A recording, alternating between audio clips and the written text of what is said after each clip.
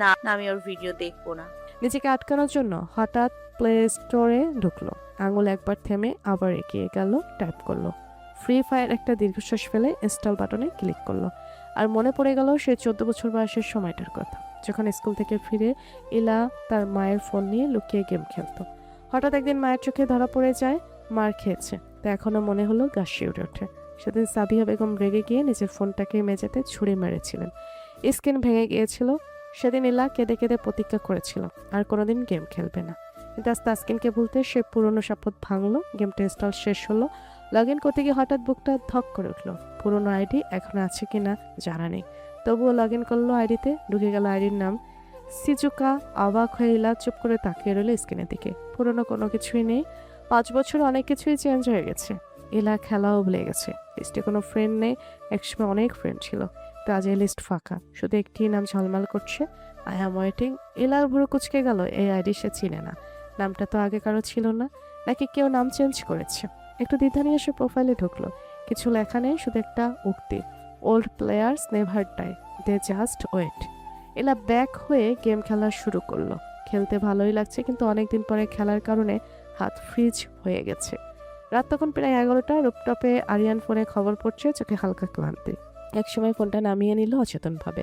Gallery খুললে একটা video খুলে গেল, ইলার ড্যান্সের ভিডিও। আরিয়ান ঠোঁট কামড়ে হেসে ফেলল। আর তালুকদার বাড়িতে সেই সময় ইলার কাউকে ভোলার জন্য গেম খেলায় ব্যস্ত।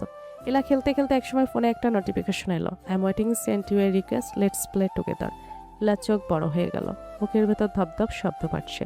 ইলা খেলা শেষ করে লবিতে গেল। তারপর সে থেমে গেল কয়েক সেকেন্ড, তারপর ধীরে ধীরে স্ক্রিনে ট্যাপ করলো। একসেপ্ট স্ক্রিনে ঝলক দিল। সে আইডিটা জয়েন্ট হলো। আসসালামু আলাইকুম শিজুকা। ওয়ালাইকুম আসসালাম। আপনাকে তো চিনলাম না। চেনার কথাও না, আমি তো নাম চেঞ্জ করেছি, তাই হয়তো চিনতে পারছো না। নাম বলেন তাহলে চিনবো হয়তো।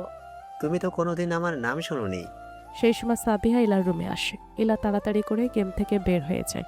সাবিহা এসে বলে, ইলামা, ঘুমাসনি তুই এখনো? না আম্মু, ঘুমাবো একটু পরে। ঘুমাই যা, কালকে তো বিয়ে, অনেক ঝামেলা যাবে, তাই আজ ঘুমিয়ে যা। সাবিহা ইলার রুমে লাইট অফ করে চলে গেল। ইলাও শুয়ে পড়ল। রাত প্রায় 2টা। আকাশে মেঘের আড়ালে চাঁদ আধো ঝাপসা হয়ে আছে। বাতাসে ড্রিঙ্কস আর সিগারেটের গন্ধ মিশে একটা ঘোরের আবহাওয়া তৈরি করেছে। রুপটপ রেস্টুরেন্টে ব্যাচেলার পার্টির চূড়ান্ত ধামাকা এখনো চলছে। ড্যান্স ফ্লোরে সবাই একদম পাগলের মতো নাচছে। রাত গলায় হাত দিয়ে চেঁচিয়ে উঠল, এই গানটা শুধু আমার জন্য বাজাও ডিজে ভাই, अभी तो पार्टी शुरू हुई है। গান বাজতেই রায়েদ আর আদিপ একে অপরের কাঁধে হাত রেখে নাচতে শুরু করলো। চারপাশে সবাই হাসছে, কিন্তু তারা নিজের দুনিয়ায় হারিয়ে গেছে। রায়েদের মুখ লাল, চোখ আধা বন্ধ। এক হাতে বোতল নিয়ে আদিপকে বলছে, ভাই ভাই, আমার ভাই একদম ভাই, জানিস পরি তোকে পেয়ে খুব ভাগ্যবতী রে। আদিবা টলতে টলতে বলল। তুই চুপ কর, আমার বউয়ের নাম মুখে নিবি না। দুজনের কথায় সবাই হেসে গড়িয়ে পড়ল। সাইমা সামিন পাশে বসে বলছে, এই দুজনকে নিয়ে কাল সকালে নিউজ হবে। রাতের আড্ডা, হাসি, চিৎকারের সময় কখন গড়িয়ে গেছে কেউ বুঝতে পারেনি। নিজের শেষ গান বাজিয়ে জানালো লাস্ট ট্র্যাক। বন্ধুরা সবাই গ্লাস তুলে একসাথে চিৎকার করলো। আবিদ ভাইয়ের বন্দি জীবনকাল থেকে শুরু। হাসি, চিৎকার আর অস্পষ্ট হইচয়ের মাঝে পার্টি শেষ হলো। রাত 2:15 সবাই অবশেষে রেস্টুরেন্ট থেকে বের হলো। আরিয়ান গাড়ি চালিয়ে সবাইকে গাড়ি নিয়ে যাচ্ছে। রায়াদ, আদিপ পেছনের সিটে আধা ঘুমে টলছে। আরিয়ান সামনের সিটে বসে ড্রাইভ করছে, একদম ঠান্ডা মাথায়। চোখে সেই চীনা তীক্ষ্ণতা, ঠোঁটে হালকা হাসি। রায়ের একটু সোজা হয়ে বসো, পড়ে যাবে। না ভাই, আমি একদম ঠিক আছি। ঠিক মানে ঠিক না। বলে আবার হেলে পড়লো আদিপের দিকে। আরিয়ান মাথা নেড়ে হাসলো। গাড়ি তালুকদার বাড়ির গেটের সামনে এসে থামলো। রাতের সেই গভীর নিস্তব্ধতা ভেঙে শুধুই ঝিঝি পোকার শব্দ। দারোয়ান গেট খুলে দিল। আরিয়ান রাফি আর সায়েমকে বলল আদিপকে নিয়ে যেতে। আর আরিয়ান রায়াতকে বিয়ে তালুকদার বাড়ির মেইন গেটে আসলো। এসে দেখে দরজা লক করা। আরিয়ান একদম নিয়ে রায়াতকে সোজা করে দাঁড় করালো। রায়াত টলতে টলতে বলল, ভাই, আমরা কি টয়লেটের সামনে আছি? হিসু করা যাবে? রায়াতের কথা শুনে আরিয়ান ঠোঁট কামড়ে হাসলো। কলিং বেল টিপলো, টিং টং টিং টং। একটু পরে দরজা খুললো রফিকুল তালুকদার। ঘুমে চোখ আধা বন্ধ, মুখে কড়া ভাব। রাত 2টার সময় কে? বাক্য শেষ করার আগেই রফিকুল তালুকদার দেখলেন রায়াত সামনের দিকে এক পা বাড়াতেই ভারসাম্য হারিয়ে সোজা ডিগবাজি খেয়ে বাগানে পড়ে গেল। ঘাসে গড়াগড়ি খেয়ে শেষে থামলো গাছের গোড়ায়। আরিয়ান সে দৃশ্য দেখে প্রথমে চুপ, তারপরে এমন হাসতে লাগলো যে চোখ দিয়ে পানি চলে এলো। হাসির মাঝেই বলল, সরি আঙ্কেল, ও একটু বেশি ড্রিঙ্ক করে ফেলেছে, তাই এমনটা হয়েছে। আমি সামনে নিচ্ছি ওকে। রফিকুল তালুকদার হতভম্ব হয়ে তাকিয়ে আছেন, মুখে শুধু একটা শব্দ, এই ছেলেটা আরিয়ান। এগিয়ে গিয়ে রায়াতকে টেনে তুলল। রায়াতের চোখ বন্ধ, মুখে কেমন শিশুর মতো শান্ত ভাব। চল হিরো, ঘুমের রাজ্যে নিয়ে যাই। ওকে হাত দিয়ে দাঁড়িয়ে রফিকুল বললেন। এই বয়সে যদি তোরা এমন করিস বিয়ের পর কি করবি? আরিয়ান এবার একদম ভদ্রভাবে হেসে মাথা নিচু করল। আপনার কথাই ঠিক আঙ্কেল, কিন্তু 2-1 দিন এটা ব্যাপার না। রায়াতকে কাঁধে তুলে সিঁড়ি দিয়ে উপরে নিয়ে যেতে যেতে নিজের মনে ফিসফিস করে বলল। এই রায়েত, তুই পরের বার পার্টিতে গেলে আমি হেলমেট নিয়ে যাব। তোর ডেকবাজি সহ্য করা মুশকিল। আজ কপাল জোরে মাথাটা বেঁচে গেছে। রাতকে বিছানায় শুয়ে দিয়ে আরিয়ান নিঃশব্দে ঘর থেকে বের হয়ে এলো। ছাদে রাত এখন প্রায় 3টা। আরিয়ান নিচে গাড়ির দিকে তাকিয়ে একবার দীর্ঘশ্বাস ফেলল, ঠোঁটে একটা কৌতুকপূর্ণ হাসি ফুটে উঠল। এই বিয়ে বাড়ি মনে হয় আমার ট্রেনিং ক্যাম্পের চেয়েও বেশি অ্যাডভেঞ্চারাস। সকাল 9টা। তালুকদার বাড়িতে আজ উৎসবের আমেজ। চারপাশে ফুলের গন্ধ, ছেলেমেয়েরা দৌড়ঝাঁপ করছে। টেবিলে রঙের প্যাকেটের স্তূপ, আজ আবির খেলার দিন। সবার ড্রেস কোড আজ সাদা। রিমা, হালিমা, পরি, রাফি, রায়েদ, আদিব, সাইম সবাই সাদা পোশাকে রঙের মেলা তৈরি করেছে। আরিয়ানও আজ ব্যতিক্রম নয়, পরেছে একটা খাঁটি সাদা পাঞ্জাবি, সূক্ষ্ম সোনালি এম্ব্রয়ডারিতে কলার ঘিরে হালকা ঝিলিক, বুকের কাছে 3টা বোতাম খোলা, নিচে ফিট সাদা পায়জামা, হাতে সোনালি ঘড়ি, চুল সামান্য এলোমেলো, চোখে সে পরিচিত গম্ভীর গভীরতা। সে বসে আছে বাগানের এক কোণে, কাঠের চেয়ারটায় হাতে ধোয়া ওঠা কফির কাপ, চোখ ফোনের স্ক্রিনে স্থির। চারপাশের উল্লাসে যেন তার কোনো আগ্রহ নেই। কিছুক্ষণের মধ্যেই শুরু হলো রঙের খেলা। রায়াদ আর আদিব একে অপরের মুখে আবির লাগিয়ে হাসছে। হালিমা চিৎকার করে রাফির মুখে লাল রং ছুড়ে দিল। সবাই লাল, নীল, গোলাপি রঙে ভরে গেছে। শুধু একজন এখনো একদম ফর্সা পরিষ্কার, আরিয়ান। রাফি দূর থেকে চিৎকার করে বলল, ভাই এক চিমটি রং লাগিয়ে দিই। আরিয়ান কফিতে চুমুক দিয়ে নির্বিকারভাবে বলল। কেউ আমার গায়ে রং লাগানোর চেষ্টা করলে আজ কফি নয়, রঙই খাওয়াবো। আরিয়ানের কথা শুনে সবাই হেসে উঠল, কেউ আর সাহস করল না আরিয়ানকে আবির দিতে। এমন সময় হঠাৎ পেছনের দিকের পথ দিয়ে একটা হালকা বাতাস বয়ে গেল, আর সেই হাওয়ার সঙ্গে এলো ইলা। ইলার গায়ে সাদা চুড়িদার, কাঁধে লাল ওড়না, হালকা বাতাসে উঠছে। কানে ছোট লাল ঝুমকা, চোখে কাজল, ঠোঁটে হালকা গোলাপি রং, মুখে এরকম শিশুর মতো চঞ্চলতা। চুলগুলো খোলা রোদে চকচক করছে। ইলা এক মুহূর্ত সবকিছু পর্যবেক্ষণ করলো। সবাই মজা করছে, আরিয়ান একা বসে আছে, একদম রাজা মেজাজে। এলা ঠোঁটে হালকা এক চতুর হাসি ফুটে উঠল। চুপি চুপি পেছন দিক দিয়ে এগিয়ে গেল। আর ঠিক যখন আরিয়ান ফোনে চোখ রাখছিল, ইলা হঠাৎ করে এক মুঠো লাল আবির নিয়ে তার গালে ছুঁয়ে দিয়ে বলল, শুভ সকাল মিস্টার রাক্ষস। তারপর দৌড়ে পালিয়ে গেল। আরিয়ান এক মুহূর্তে স্থির হয়ে গেল, তারপর ধীর হাত তুলে গালে ছোঁয়ালো। সাদা ত্বকে এখন গাঢ় লাল রং, যেন কারো স্পর্শে রক্তিম আগুন লেগেছে। আরিয়ানের ঠোঁটে প্রথম এক চিলতে হাসি, তারপর নিচু স্বরে বলল, পশ্চাৎ মেয়ে, দেখাচ্ছে মজা কাকে বলে। পরের মুহূর্তে চেয়ার থেকে উঠে সে তেড়ে গেল ইলার পিছু। ইলা হাসতে হাসতে দৌড়াচ্ছে, সিঁড়ি বেয়ে ছাদে উঠছে, পেছনে দৌড়াচ্ছে। আরিয়ান চোখে এক অদ্ভুত তেজ আর আনন্দের ঝিলিক। ছাদে পৌঁছে ইলা এক কোণে গিয়ে হাঁপাতে লাগলো, চোখ বন্ধ করে ঠোঁট কামড়ে ভাবছে। আল্লাহ, এখন ধরা পড়লে শেষ। চোখ খুলতেই দেখে সামনের দেয়ালে হেলান দিয়ে দাঁড়িয়ে আছে আরিয়ান। চোখে সেই গভীর দৃষ্টি, মুখে অর্ধেক হাসি অর্ধেক শাস্তি। ইলার বুক থক থক করছে। সে ভয়ে চোখ বন্ধ করে দুহাত জোর করলো। দেখুন প্লিজ, মারবেন না, এটা ডেয়ার ছিল। হালিমা স্টুপিডটা দিয়েছে, আমি চাইনি আপনাকে রং দিতে, প্লিজ রাগ করবেন না। আরিয়ান কয়েক মুহূর্ত চুপ করে তাকিয়ে রইল তার দিকে, তারপর ধীরে ধীরে এগিয়ে এলো। তার পদক্ষেপের শব্দ শুনে ইলার নিঃশ্বাস যেন বন্ধ হয়ে গেল। আরিয়ান একেবারে কাছে এসে দাঁড়ালো। তার কণ্ঠস্বর নিচু, গম্ভীর, কিন্তু অদ্ভুত মায়ায় ভরা। ডেয়ারটা তো শেষ হয়নি এখনো। কি মানে? আরিয়ান হালকা হেসে বলল, আবির কে দিয়েছে? আপনি। কিন্তু যে রংটা আমার গালে আছে সেটা ফেরত নেবেন না, এখন সেটা ফিরিয়ে দিচ্ছি। এরপর ধীরে ধীরে আরিয়ান হাত তুলল ইলার গাল ছুঁয়ে, আঙুলে জমে থাকা লাল আবিরটুকু তুলে ইলার গালে ছোঁয়ালো। দুজনের গাল এখন একই রঙে রাঙা। চোখে চোখ পড়ল, ইলার নিঃশ্বাস কেঁপে উঠল।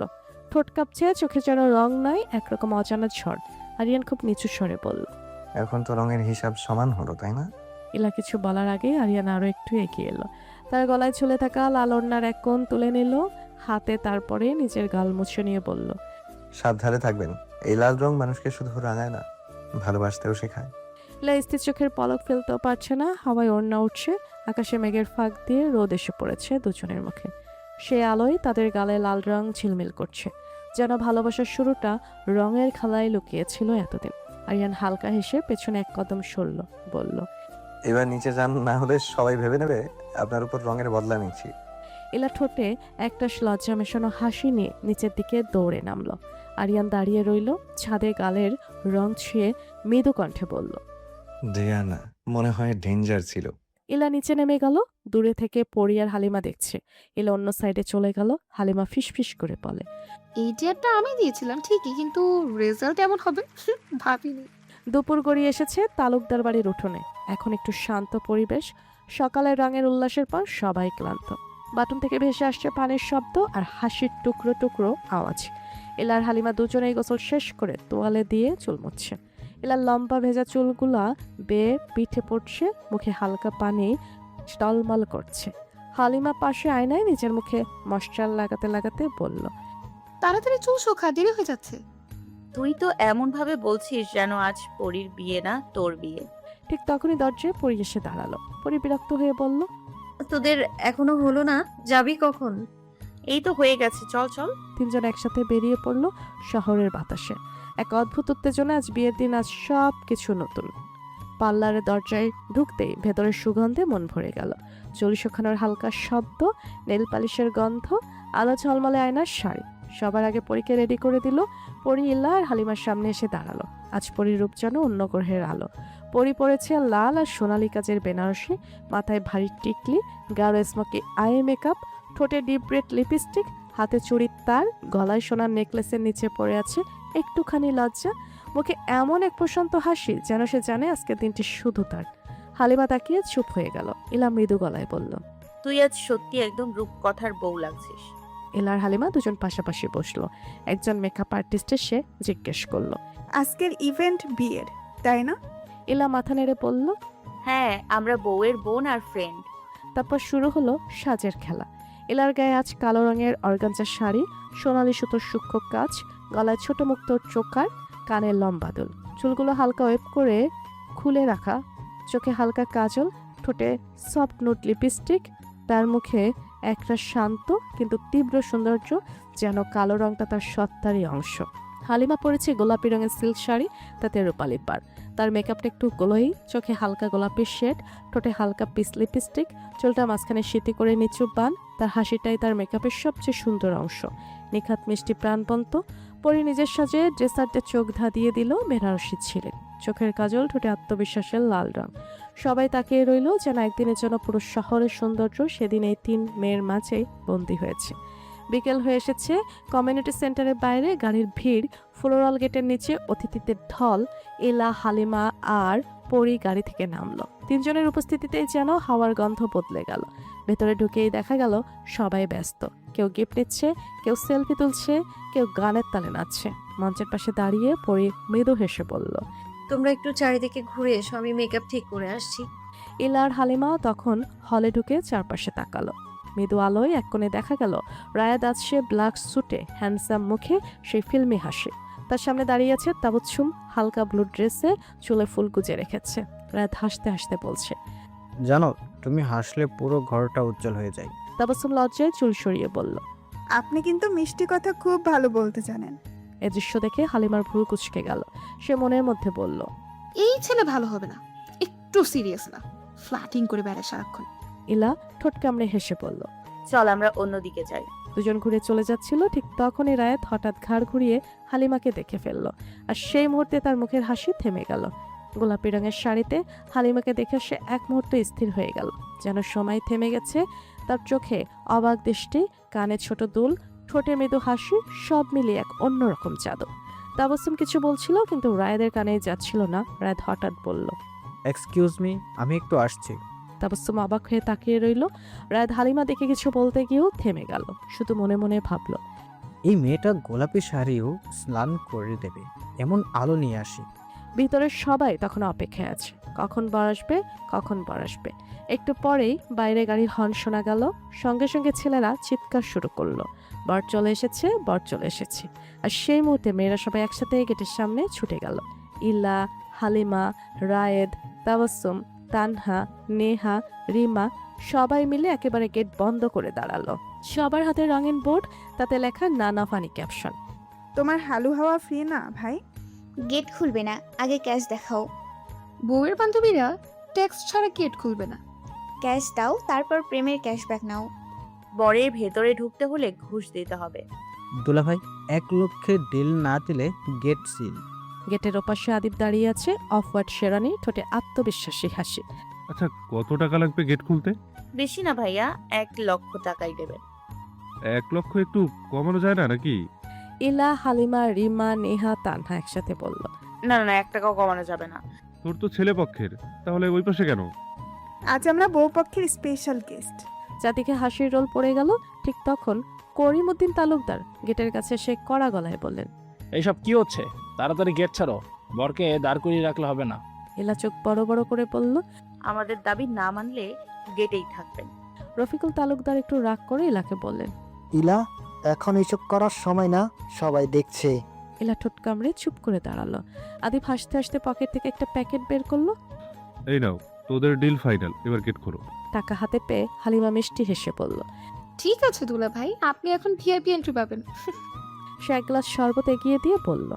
এই নিন, গেট ওপেন সেরেমনি শরবত। আদিপ শরবত খেলো, তারপর হাসতে হাসতে ফিতা কাটলো, আর সবার তালে উল্লাসে গেট খুলে গেল। আদিপ ভেতরে ঢুকলো, পাশে বন্ধু বান্ধব ভাইরা, সবাই সবার মুখে হাসি, ফুলের ঝড়ের মতো পরিবেশ। সবাইকে ছাপিয়ে একদম শেষে ধীরে ধীরে প্রবেশ করলো আরিয়ান। আজ তার লোকে এমন এক পরিমিত সৌন্দর্য যে চোখ সরানো তাই। আরিয়ান পরেছে কালো রঙের শেরওয়ানি, গলায় হালকা রেশমি দোপাট্টা ঝুলছে, পায়ে চকচকে কালো জুতো, চুলগুলো ব্যাকব্রাশ করে রাখা, ফেসে একরাশ পরিণত পুরুষের আকর্ষণ, চোখে সেই ঠান্ডা দৃষ্টি, কিন্তু আজ একটু অন্যরকম, যেন কোথাও একটুখানি আগুন আছে। ভেতরে ঢোকার সময় তার চোখ পড়লো ইলার উপর।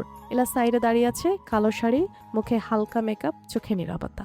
তাদের চোখ এক মুহূর্তের জন্য মিলল, কেউ কিছু বলল না, কিন্তু বাতাস যেন ভারী হয়ে গেল। আরিয়ান চোখ সরিয়ে নিল যেন কিছুই হয়নি, এমন ভান করে সোজা ভেতরে চলে গেল। ইলা শুধু নিচের দিকে তাকিয়ে রইল। কিছুক্ষণের মধ্যেই সবাই বিয়ের মঞ্চে বসে পড়ল। মোল্লা সাহেব এসে বসলেন। মোল্লা সাহেব বিয়ে পড়ানো শুরু করলো। বিসমিল্লাহির রহমানির রহিম। আজকে এই সুন্দর উপক্ষণে উপস্থিত সবার সম্মুখে আমি বর মোহাম্মদ আবিদ খান এবং কনে মিস পরি তালুকদার এর নিকাহ পড়াচ্ছি। আপনি কি সম্মতি দিলেন এই কনেকে নিকা করতে? 3 বার উচ্চারণ করলো। তারপর মোল্লা সাহেব কনের ঘরে গেলেন। মোল্লা সাহেব পরীকে বলেন, তুমি কি সম্মতি দিয়েছো আবিদকে স্বামী হিসেবে গ্রহণ করতে? জি কাবুল, সেও 3 বার বলল। কাবুল কাবুল কাবুল। চারপাশে আলহামদুলিল্লাহ ধ্বনি উঠল, সবাই তালি দিল। মোল্লা সাহেব দোয়া পড়ে বললেন, আল্লাহ তাদের দাম্পত্য জীবন বরকত দান করুক। বিয়ে শেষে সবাই মিষ্টি মুখ করছে, কেউ ছবি তোলায় ব্যস্ত, কেউ হাসি ঠাট্টায় ব্যস্ত, সব মিলিয়ে একটা পরিপূর্ণ অনুষ্ঠান। রাত প্রায় 12টা ছুঁই, সবাই গাড়িতে করে বাড়ির পথে। এলা জানালার বাইরে তাকিয়ে আছে, আলো ঝলমলে শহরটা ধীরে ধীরে অন্ধকারে হারিয়ে যাচ্ছে, আর তার বুকের ভেতর অদ্ভুত একটা নীরবতা। রাত তখন প্রায় 12:30, বাইরে পূর্ণিমার আলো উঠেছে, বাতাসে হালকা গোলাপের ঘ্রাণ মিশে আছে। তালুকদার বাড়ির গেস্ট হাউসে সাজানো হয়েছে বাসর ঘরটা, সাদা গোলাপি পর্দা, ফুলের মালা, মোমবাতির মৃদু আলো, আর বিছানায় গোলাপ পাপড়ি ছড়ানো মিষ্টির সাজ। পরীকে আগেই ঘরে বসিয়ে দেওয়া হয়েছে লাল বেনারসি, গলায় ভারী সোনার হার, ঠোঁটে হালকা লাল রং, চোখের লাজের আলো, হাত দুটো মেহেদিতে রাঙানো, কাঁপছে অল্প অল্প করে। বুকের ভেতর কেমন যেন ধুকপুক করছে, আজ থেকে এক নতুন জীবন শুরু হতে যাচ্ছে। বাইরে তখন সবাই মজা করছে, রিমা, তানহা, নেহা, হালিমা, রায়েত, সবাই গেটের সামনে দাঁড়িয়ে। না না, টাকা না দিলে ঢুকতে পারবে না। আদিপ হাসতে হাসতে বলল, তোরা টাকা নেই, কিন্তু একটু ছাড় দে, জামাইকে একটু ঘরে ঢুকতে দে। না জামাই সাহেব, ছাড় বলে কিছু নেই, আজ আপনি বন্দি। শেষে সবাই অনেক হাসি ঠাট্টার পর 10,000 টাকা নিয়ে অবশেষে গেট খুলে দিল। আদিপ হাঁটতে হাঁটতে বলল, আজ তো আমারই বিয়ে, তবু মুক্তি কিনতে হলো। এর আগেই চলে গেছে, গাড়ি থেকে নেমে কারোর সাথে কোনো কথা না বলে। আদিপ রুমে ঢুকেছে, এদিকে সবাই যে যার ঘরে চলে গেল। হালিমা ইলার রুমের দিকে যাচ্ছিল, ঠিক সেই সময় রায়েত পেছন থেকে হালিমার হাত ধরে ফেলে। হালিমা পিছু করে দেখে রায়েত। হালিমা কিছুটা অবাক হয়ে রায়েত হাঁটু গেড়ে বসে একটা গোলাপ নিয়ে হালিমাকে প্রপোজ করে। ফাইলে ফার্স্ট কাউকে দেখে আমার হার্টবিট বেড়ে গেছে, আর সেটা হচ্ছে তুমি, তাই আমি দেরি করতে চাইনি। I love you. আপনার এই ট্রিক্স অন্য কোথায় ট্রাই করবেন মিস্টার ভন্ড। আমি কোনোদিন আপনাকে ভালোবাসবো না, আর না আপনি আমার ভালোবাসার যোগ্য। হালিমার কোনো কথা না বলে চলে গেল। রায়েত বসা থেকে উঠে দাঁড়িয়ে থাকলো, কোনো কথা বলল না। আদিপ ঘরে ঢুকেই দরজা হালকা বন্ধ করে দিল। ঘরের নিস্তব্ধতা, শুধু মোমবাতির ঝিকিমিকি আলো, পরীর ঘোমটা ঢাকা মুখ আর বাতাসে কাঁচা ফুলের গন্ধ। আদিপ কিছুক্ষণ চুপচাপ দাঁড়িয়ে রইল, তারপর ধীরে ধীরে বলল, এতক্ষণ সবাই কথা বললো, হাসলো, মজা করলো, এখন কেবল তুমি আর আমি। পরি মাথা উঁচু করে বলল, সবাই তোমাকে নিয়ে কত মজা করছিল, তোমার মুখের ভাব দেখেই হাসি পাচ্ছে আমার। আদিপ একটু এগিয়ে এলো, মুস্কি হেসে বলল। আর তুমি, তোমার হাসিটা তো সব হাসির রাজা হতে পারতো। পরি তাকালো একবার, চোখে ভয়, লজ্জা আর ভালোবাসার মিশেল। আদিপ ধীরে ধীরে তার ঘোমটা সরিয়ে দিল। মোমবাতির আলোয় পরীর মুখটা যেন আরো উজ্জ্বল হয়ে উঠল। গোলাপের পাপড়ির মতো ঠোঁট, নরম গাল, চোখে চিকচিক করা পানি। আদিপ এক চোখে তাকিয়ে বলল, তুমি জানো, আমি যতই দুষ্টুমি করি, আসলে তোমার মতো কাউকে চেয়েছিলাম লাইফ পার্টনার হিসেবে। পরি মাথা নিচু করলো, কানে কানে বলল। তুমি খুব বদ, এখনো দুষ্টুমি করছো? আদিপ হাসলো, তার কণ্ঠটা গভীর, উষ্ণ তবু কোমল। বদই তো, তোমার মতো একটা মেয়েকে ভালোবাসার জন্য একটু বদ না হলে হয়? তারপর ধীরে ধীরে পরীর হাতটা ধরলো, আঙুলের মেহেদির নকশার দিকে তাকিয়ে বলল, এই হাতটা এখন থেকে শুধু আমার হবে, আমি রাখবো, আগলে রাখবো, তোমার হাসির কারণ হব। পরি চোখ তুলে তাকালো, চোখে লাজের ঝিলিক, দুজনের চোখে চোখ পড়ল। সময় যেন থেমে গেল মুহূর্তের জন্য। বাইরে আতশবাজির আওয়াজ, ভেতরে নিস্তব্ধতা। আদিপ ধীরে ধীরে পরীর গালে হাত রাখলো, কপালে একটা নরম চুমু দিল। মোমবাতির আলো হালকা নেচে উঠল, তারপর শুধু মিষ্টি নিঃশ্বাসের শব্দ। রাতটা ভরে গেল ভালোবাসার গন্ধে। রাত তখন প্রায় একটা চুইচুই। বাইরে বৃষ্টি থেমে গেছে, জানালা দিয়ে আসা ঠান্ডা বাতাসে পর্দা দুলছে। ইলা একা বসে আছে নিজের রুমে। হালিমা ঘুমিয়ে পড়েছে। ইলার মাথা ভরা চিন্তা, আজকে সারাদিনের সব শব্দ, হাসি, সাজসজ্জা শেষে যেন বুকটা ভারী হয়ে আছে। সবাই ঘুমিয়ে পড়েছে, কিন্তু ইলার চোখে ঘুম নেই। মনটা কোথাও হারিয়ে গেছে। তাসকিনের কথা, পুরনো দিন, ছোটবেলার সেই হাসি। তবু আজ সে নিজেকে প্রতিজ্ঞা করেছে আর চোখের জল ফেলবে না। মন অন্যদিকে নিতে আবার ফোনটা হাতে তুলে গেমে ঢুকলো। ফ্রি ফায়ার স্ক্রিনে লগ ইন হতেই পুরনো নামটা জ্বলে উঠল। সিজুকা গেমটা অনেকদিন বাদে খেলছে। সার্ভারে ঢুকতে আশ্চর্য হয়ে গেল, একটা পুরনো আইডি, অনলাইনে নবিতা, এই নামটা আগে থেকে ওর ফ্রেন্ড লিস্টে আছে। ঠিক তখনই একটা ইনভাইটেশন পপ আপ করলো স্ক্রিনে, Nobita to play match with you. ইলার চোখ কেঁপে উঠল, ঠোঁটের কোণে হালকা হাসি ফুটে উঠল। সে অ্যাকসেপ্ট বাটনে চাপ দিল। লবিতে ঢুকতেই একটা কণ্ঠ ভেসে এলো, তুমি চিনতে পারোনি তাই না? ইলা কেঁপে উঠল। সেই কণ্ঠটা কেমন যেন পরিচিত লাগছে। সে একটু থেমে বলল, এইটা নবিতা ভাইয়ার। তুমি সেই নবিতা ভাইয়া। ওপাশ থেকে মৃদু হাসির আওয়াজ। হ্যাঁ সেজুকা, আমি নবিতা। তুমি কাল আমাকে চিনতে পারোনি, তাই আমি নাম বদলে আগের নাম দিয়ে দিয়েছি। এলা কিছুক্ষণ চুপ করে রইল, গলার ভেতর দিয়ে শুধু একটা দীর্ঘশ্বাস বেরিয়ে এলো। তুমি এখনো সেই গেম খেলো? তুমি এই গেমটা ছেড়ে গেছো? তাই আমি থাকলেও তেমন খেলি না, কিন্তু প্রতিদিন একবার করে গেমে ঢুকি। আর তখন এলার মনে পড়লো 5 বছর আগে সেই দিনগুলো। ফ্ল্যাশব্যাক 5 বছর আগে। তখন এলা ক্লাস 8-এ পড়ে, নতুন নতুন ফোন হাতে পেয়েছে। তার মায়েরা সেই ফোনে আবিষ্কার করেছে এক নতুন জগৎ, গেমের দুনিয়া। প্রথম প্রথম একা একাই ক্লাসিক ম্যাচ খেলতো, হাত কাঁপতো, গুলি ঠিকঠাক চলতো না, মাঝে মাঝেই মারা যেত। একদিন হঠাৎই র্যান্ডাম স্কোয়াডে ঢুকে যায় 3 জন অচেনা প্লেয়ার। একজনের নাম ছিল নবিতা, অন্যজনের নাম ছিল জোরো আর তানিশা। গেম শুরু হতেই নবিতা বাকি দুজনের সাথে কথা বলা শুরু করলো। এলা মাইক্রোফোন অফ রেখে দিয়েছিল, কোনো কথা বলেনি। কিছুক্ষণ পরে নবিতাকে এনিমি মেরে দেয়। নবিতা রিভাইভ দিতে বলে, কিন্তু বাকি দুজনের কাছে টোকেন ছিল না। এই যে সেজুকা, তোমার কাছে টোকেন থাকলে রিভাইভ দাও। এলা চুপ করে থাকে, কিছু বলে না। এটা দেখে নবিতা এলাকে ধমক দিয়ে এলা ভয়ে মাইক্রোফোন অন করে বলে, আমার কাছে টোকেন নাই তো। এইটুকু কথা শুনে নবিতা স্তব্ধ হয়ে যায়। নবিতা বলে, তুমি নতুন না মনে হয় একদম বেগিনা। এলা একটু ভয় পেয়েছিল। হ্যাঁ, আমি একটু নতুন, গেমের কিছুই তেমন জানি না।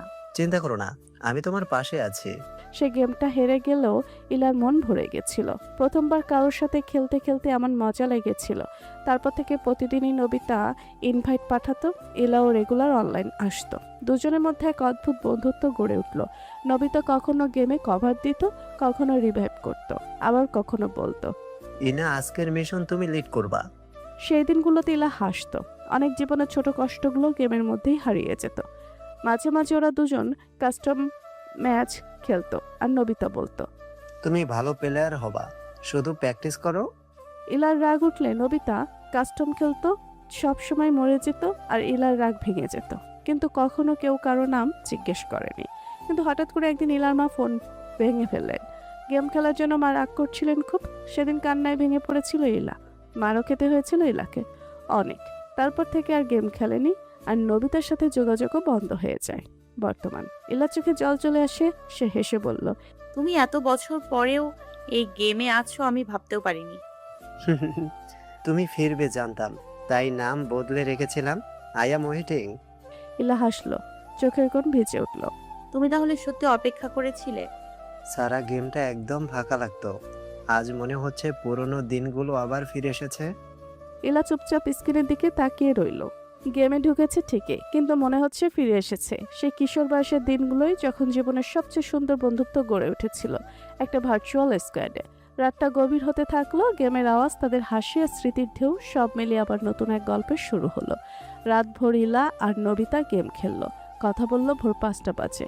ইলার ঘুম পাচ্ছে, তাই ইলা ঘুমানোর জন্য বিদায় নিচ্ছিল।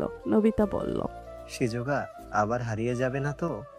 না, এখন আর আমাকে আটকানোর কেউ নেই, তাই আর হারাবো না। ইলা গেম থেকে বের হয়ে কিছুক্ষণ চিন্তা করলো। আমি এই ছেলের সাথে এতদিন ধরে খেলি, এখনো নাম জানলাম না। কে এই নবিতা? থাক, কালকে জেনে নিব। তারপর ইলা ঘুমিয়ে গেল। সকাল 8টা জানালার ফাঁক দিয়ে নরম আলো ঢুকছে, বাইরে পাখির কলরব। ইলা তখনও গভীর ঘুমে বিছানার পাশে ফোনটা পড়ে আছে। রাতভর ফ্রি ফায়ার খেলতে গিয়ে ক্লান্ত হয়ে পড়েছিল। হঠাৎই থাপ্পড় একটা ভারী শব্দে ঘুম ভেঙে গেল। ইলার মুখে হাত চেপে ধরলো, ব্যথায় চোখ খুলে দেখলো সামনে দাঁড়িয়ে সাবিহা বেগম, চোখ লাল, মুখে তীব্র রাগ আর কষ্টের ছাপ। আম্মু মারছো কেন? আমি কি করেছি? সাবিহা বেগম গর্জে উঠলেন, কি করছিস? জিজ্ঞেস করছিস?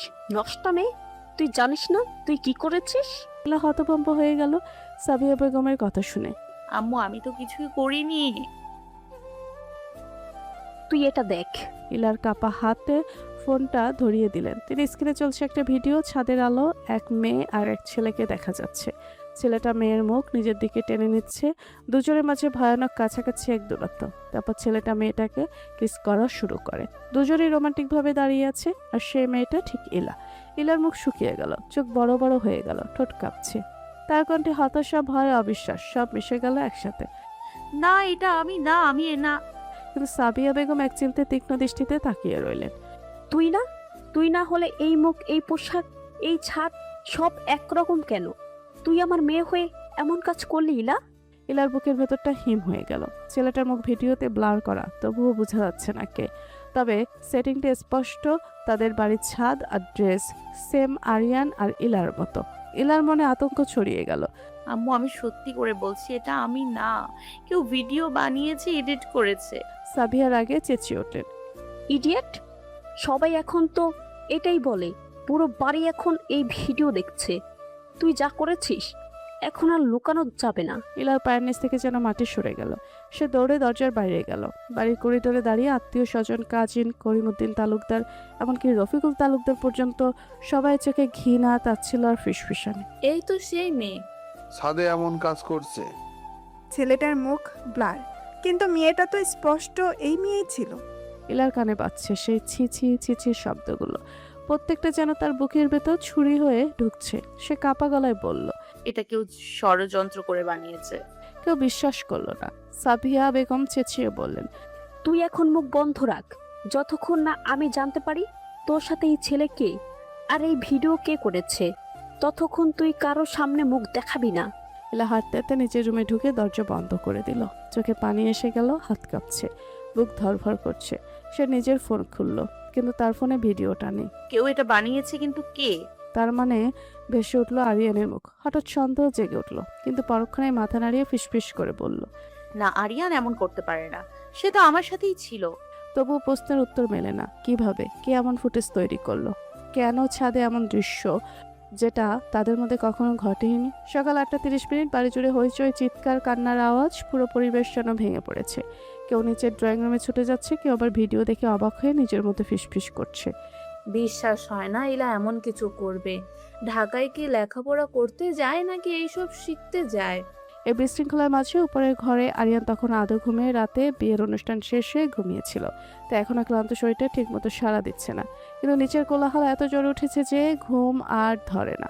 চোখ খুলে চুল এলোমেলোভাবে বিছানা থেকে উঠে বসে আরিয়ান চোখে ঘুম মুখে ক্লান্তির ছাপ, গলা ভেজা কণ্ঠে বলল। রায়েত, কি হয়েছে? নিচে এত চিল্লাচিল্লি কেন? রাত দরজার পাশে দাঁড়িয়ে মুখটা কেমন গম্ভীর, হাতে ফোন। সে ধীরে ধীরে ফোনটা বাড়িয়ে দেয় আরিয়ানকে। নিজে দেখে নাও কি হয়েছে। আরিয়ান ফোনটা নিয়ে স্ক্রিনে চোখ রাখতেই তার বুকটা ধপ করে নেমে গেল। ভিডিও চলছে, তাদের উপর ইলা পাশে দাঁড়িয়ে একটা ছেলে, আর সেটা নিজেই আরিয়ান। তারপর হঠাৎ করেই দেখা গেল আরিয়ান ইলাকে কিস করছে। পেছনে স্লো মিউজিক অ্যাঙ্গেল এমনভাবে কাটা যে মনে হচ্ছে দুজনেই রোমান্টিক মুহূর্তে হারিয়ে গেছে।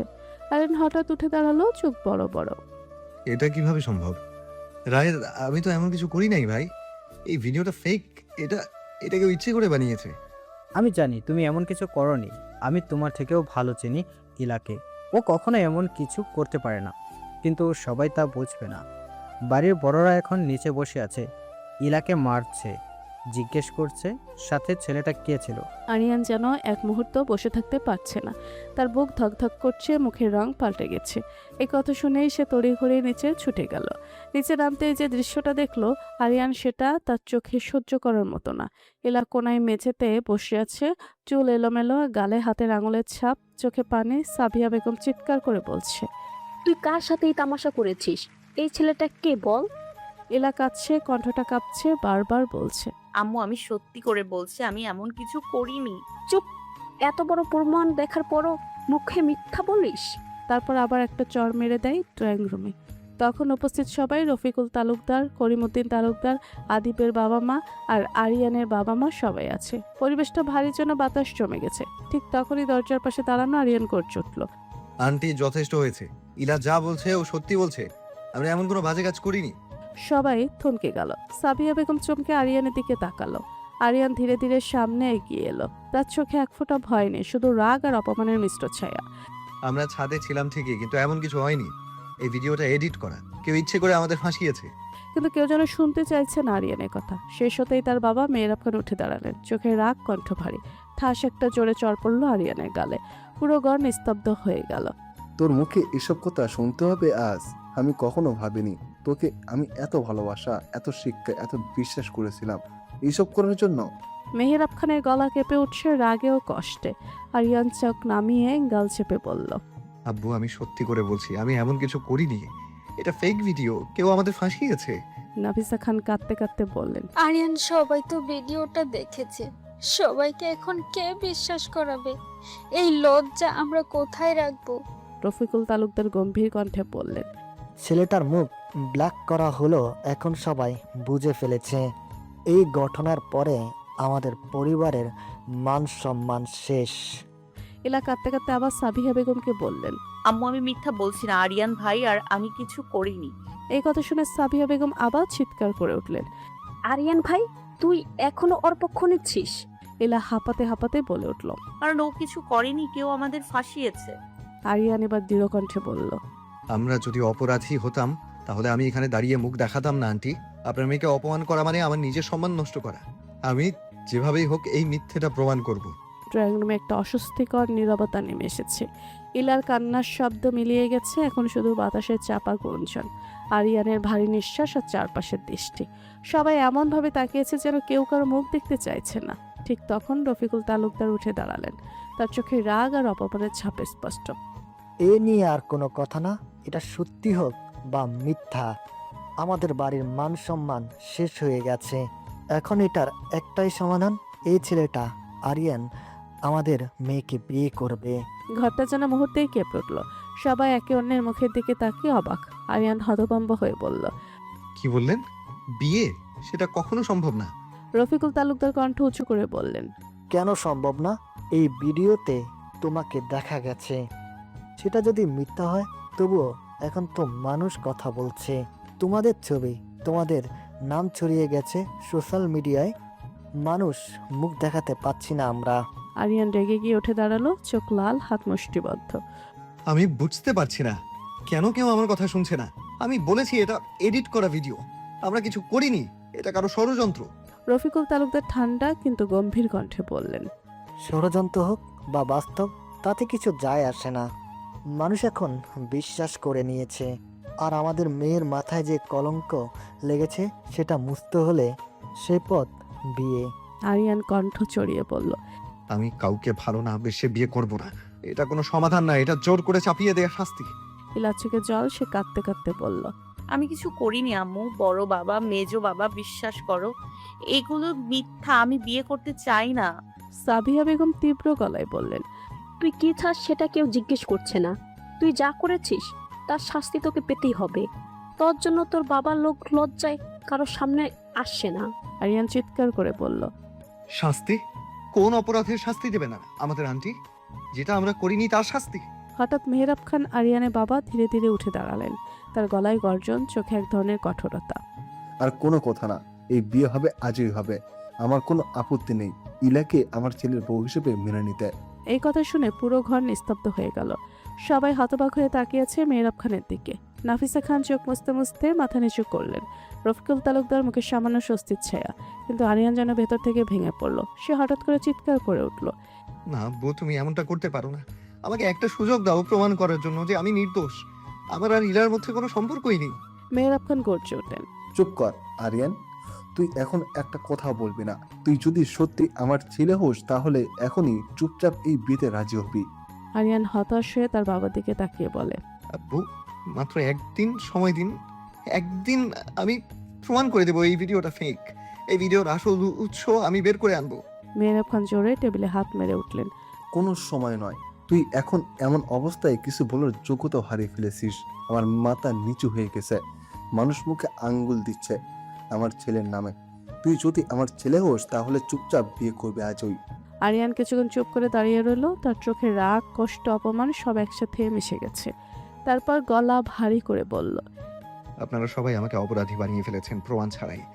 ঠিক আছে, যদি বিয়ে আপনাদের কাছে মান সম্মানের প্রশ্ন হয়, তাহলে সেই মান সম্মান বাঁচানোর জন্য আমি জাহান্নামেও যেতে পারি। কিন্তু মনে রাখবেন, একদিন আমি প্রমাণ করব আমি দোষী না, আমি নির্দোষ। এই বলে আরিয়ান ঘর থেকে বেরিয়ে গেল। চারপাশে সবাই স্তব্ধ হয়ে তাকিয়ে আছে। ইলার চোখে তখন শুধু কান্না, বুকের ভেতরটা একটা ভয় যে বিয়েটা হতে যাচ্ছে সেটা ভালোবাসার নাই, বরং এক অদ্ভুত অন্ধ অস্থিরতার ফলাফল। রফিকুল তালুকদার বললেন, সব প্রস্তুতি করো, আজ সন্ধ্যায় বিয়ে হবে। সাবিয়া বেগম ভেতরে চলে গেল, গলায় কাপড়। এই মেয়েটা আমাদের মুখ কালো করে দিয়েছে। ইলা একা বসে আছে কোণের সোফায়, চোখে অশ্রু আর মনে মনে বলছে, আমি জানি আমরা নির্দোষ আরিয়ান, কিন্তু এখন কে আমাদের বিশ্বাস করবে? বিকেল তখন প্রায় 5টা। পুরো বাড়িটা যেন হঠাৎ করে কোনো শবযাত্রার মতো নীরব হয়ে গেছে। সকালে সেই কান্না চিৎকার এখন ঠান্ডা হয়ে গিয়েছে, তবে বাতাসে এখনো ভাসছে অপমান, ঘৃণা আর অনিশ্চয়তার ভারী গন্ধ। ইলার রুমের দরজা আধ খোলা। ভেতরে সে বসে আছে আয়নার সামনে, চোখের নিচে ফোলা, ঠোঁট শুকিয়ে গেছে। বিছানার কোণে রাখা লাল শাড়িটা যেন ওর বুকের উপর পাহাড় হয়ে বসে আছে, যেটা আজ বিয়ের পোশাক। যে বিয়েতে নেই কোনো হাসি, নেই কোনো স্বপ্ন, শুধু দোষের দায় মুছে ফেলার নাম বিয়ে। হালিমা দরজার পাশে এসে থেমে বলল, ইলা, নিচে সবাই প্রস্তুতি নিচ্ছে, তোকে তৈরি হতে বলছে। ইলা চুপ করে আয়নার দিকে তাকিয়ে থাকে। তুই কাঁদিস না ইলা, আল্লাহ জানে তুই কিছুই করিসনি। ইলা নিঃশব্দে বলে উঠল, আল্লাহ জানে, কিন্তু আম্মু তো বিশ্বাস করে না হালিমা। আমি সত্যি বলেছি, তবু এই সমাজে মিথ্যুককে বেশি পছন্দ করে। ইলা গলার স্বরটা কেঁপে উঠল, চোখের কোণে ভিজে উঠল। অন্যদিকে নিচে বসার ঘরে আরিয়ান দাঁড়িয়ে আছে কালো পাঞ্জাবিতে, চোখ লাল, মুখ শক্ত, হাত দুটো মুঠো করে চেপে রেখেছে। রায়াত পাশে দাঁড়িয়ে বলল, ভাই, এখনই কি পারো না শেষবারের মতো কিছু করতে? অন্তত লাস্ট চেষ্টা করতে, তদন্ত মানুষ সত্যিটা জানবে। আরিয়ান গম্ভীর গলায় উত্তর দিল, এখন কেউ শুনবে না রায়েত। আমি প্রমাণ করতে চাইলে সবাই চুপ হয়ে যায়, কিন্তু মান সম্মানের নামের দোহাই দিয়ে সবাই চায় আমার মুখ বন্ধ করতে। একটা দীর্ঘশ্বাস ফেলে আরিয়ান আবার বলল, জানো, আমি আজ বিয়ে করছি শুধু আমার বাবার কথা রাখার জন্য। এখানে কোনো ভালোবাসা নেই। রায়াত কিছু বলতে চাচ্ছিল, তখনই মেহরাব খান এসে বললেন, সময় শেষ, সবকিছু প্রস্তুত। আরিয়ান, আমি চাই আজ কোনো ঝামেলা না হোক। আরিয়ান মাথা নিচু করলো, কিন্তু তার চোখে তীব্র জেদ, এই জেদ যেন প্রতিজ্ঞা করছে। আমি একদিন সত্যটা প্রমাণ করব। সন্ধ্যা 7টা, নীরব বিয়ের আয়োজন। মেঝেতে সাদা চাদর পাতা, চারপাশে কয়েকজন আত্মীয় নিঃশব্দে বসে আছে। বাতাস ভারী, কেউ হাসছে না, কেউ ছবি তুলছে না। মাওলানা কোরআনের আয়াত পড়ছে না, দুপাশে বসে আছে দুটো ভাঙা মন। এলা চোখে জল, মুখ ফ্যাকাশে, আর আরিয়ান মুখ নিচু করে বসে আছে। দুজনের মাঝখানে কাঁচা ফুল দিয়ে সাজানো এক প্রাচীর, যেখানে ভালোবাসার বদলে কেবল অপমানের প্রতিধ্বনি। বর তাসকিন আরিয়ান খান, আপনি কি রাজি আছেন এই বিয়েতে? আরিয়ান চোখ তুলে একবার ইলার দিকে তাকালো, হাতের মুঠি শক্ত করে কোনো মতে নিচু কণ্ঠে বলল, রাজি আছি। সবাই আলহামদুলিল্লাহ পড়লো। ইলার বুকটা কেঁপে উঠল। মাওলানা ইলার পাশে এসে বসলো। কনে তালুকদার, আপনি কি রাজি আছেন? ইলা কিছু বলছে না, চুপ করে বসে আছে। 1 মিনিট, 2 মিনিট, 3 মিনিট। হঠাৎ ইলা উঠে দাঁড়ালো। আমি একটু ওয়াশরুমে যাব। ইলা উঠে চলে গেল ওয়াশরুমে। 5 মিনিটের বেশি হচ্ছে, ইলা এখন আসছে না। 10 মিনিট হয়ে গেল, তবুও আসছে না। সাবিয়া হালিমা আর পরীকে পাঠালো। 20 মিনিটও কেউ আসলো না দেখে বাড়ির বাকি লোকজন চলে গেল। ইলা পালিয়েছে এটা ভাবে আরিয়ান অনেক খুশি হলো মনে মনে। ইলাকে অনেক ধন্যবাদও দিল এভাবে পালানোর জন্য। আর বাকি সবাই ওয়াশরুমের দরজা গিয়ে দরজা ধাক্কাচ্ছে। ইলা তো দরজা খুলছে না। রফিকুল তালুকদার এসে জোরে জোরে দরজা ধাক্কাচ্ছে। ইলার কোনো সারা শব্দ নেই। শেষে আরিয়ান, আদিব সবাই আসলো। রফিকুল তালুকদার রায়াতকে বলল দরজা ভেঙে ফেলতে। আরিয়ান মেটে মেটে হাসছে। রায়াত দরজা ভেঙে যাবে এমন সময় ইলা দরজা খুলে বের হয়ে আসে। সাবিয়া সামনে এসে আবার একটা থাপ্পড় মারে। তুই মরছিস না কেন? সেটাও তো শান্তিতে করতে দিবে না। সাবিয়া টেনে হিস্ট্রি ইলাকে নিয়ে গেল। সবাই গেল। মাওলানা আবার ইলাকে বলল, ইলা তালুকদার, তুমি কি রাজি আছো? বলো মা, কবুল। ইলা চোখ বন্ধ করে শেষবারের জন্য তাসকিনের সাথে সব স্মৃতি মনে করে নিল। ইলা কান্না করে আসছে। ইলা কবুল বলছে না। সবাই বারবার কবুল বলতে বলছে, কিন্তু ইলা কবুল বলছে না। বিয়ে করবে না তাহলে পালাইতে পারতো, এত নাটক করার কি আছে? পেছন থেকে একটা ঠান্ডা শীতল হাত ইলার মাথায় হাত বোলাচ্ছে। ইলা মাথা তুলে দেখে রাশেদ তালুকদার দাঁড়িয়ে আছে। ইলা রাশেদ তালুকদারকে দেখে উঠে কান্নায় ভেঙে পড়ল। বাবা মেয়ে কান্না করছে। রাশেদ তালুকদার কোনো কিছু বলতে পারছে না, শুধু চোখের পানি ফেলছে। ইলা বাবাকে জড়িয়ে ধরে অনেক জোরে জোরে কান্না করছে। ইলামা, আমি তো তোর কাছে কোনোদিন কিছু চাইনি, আজ একটাই চাই, বিয়েটা করে নেয়া। মা, আমি তোর জন্য দোয়া করব, তুই সব থেকে সুখী হবি। ইলা তার বাবার দিকে তাকালো, তারপরে চোখের পানি মুছে আবার বসলো। রাজি, আমি এ বিয়েতে রাজি। শব্দটা যেন নিজের বুক ফুঁড়ে বের হলো ইলার। মুহূর্তে সবাই নিঃশব্দভাবে আলহামদুলিল্লাহ পড়ল। বিয়ে সম্পন্ন হলো, কিন্তু কারো মনে শান্তি নেই। একটা অদ্ভুত ভার নামলো পুরো ঘরে। বিয়ে সম্পন্ন হয়ে গেছে। বাড়ি ভর্তি আলো, ফুলের গন্ধ আর চাপা নিস্তব্ধতা মিলেমিশে এক অদ্ভুত ভারী পরিবেশ তৈরি করেছে। ড্রয়িং রুমে বিয়ের আনুষ্ঠানিকতা শেষ হয়েছে। সবাই ক্লান্ত, কিন্তু সেই ক্লান্তির ভেতরেও একরাশ অস্বস্তি। যেন কেউ কিছু বলতে চায় কিন্তু পারে না। ইলা আর আরিয়ানের বিয়ে শেষ হয়েছে। সবাই চলে গেছে, শুধু বাড়ির ভেতর গম্ভীর নীরবতা। রায়াত, রাফি, আদিব, স্যাম সবাই মিলে ইলার রুমে সাজাচ্ছে।